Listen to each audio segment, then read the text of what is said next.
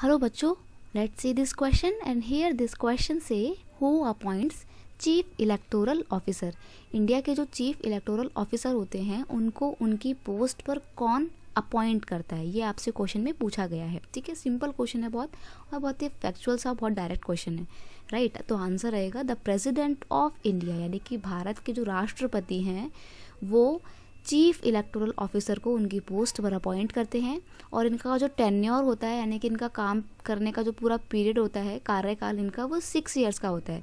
अब देखो, जो भी पॉलिटिकल पार्टीज होती हैं वो तो 5 साल के लिए चुनी जाती हैं, लेकिन चीफ इलेक्टोरल ऑफिसर जो हैं वो 6 साल के लिए अपॉइंट किए जाते हैं। इनका टेन्योर 6 ईयर्स का होता है और ये 65 ईयर्स की एज तक ही काम करते हैं। 65 के बाद ये रिटायर हो जाते हैं। ठीक है, तो जो सुप्रीम कोर्ट के जज होते हैं वो भी 65 ईयर्स की एज में ही रिटायर होते हैं।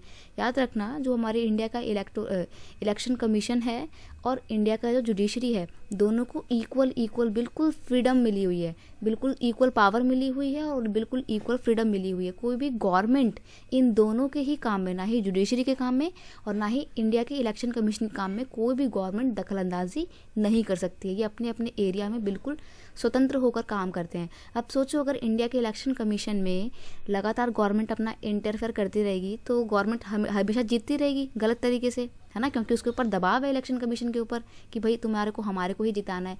तो ये बहुत अच्छा किया गया है, हमारे कॉन्स्टिट्यूशन में बहुत अच्छे से डिफाइन किया गया है कि इंडिया का जो इलेक्शन कमीशन है वो बिल्कुल स्वतंत्र कॉन्स्टिट्यूशनल बॉडी है।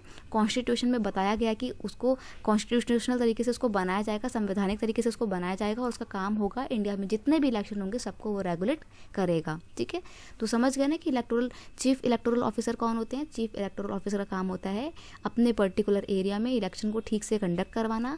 इनका जो टेन्योर होता है, काम करने का टाइम पीरियड होता है, वो 6 साल का होता है और इनको इनकी पोस्ट पर अपॉइंट करते हैं इंडिया के president. Right, I hope you understand it well. Best of luck.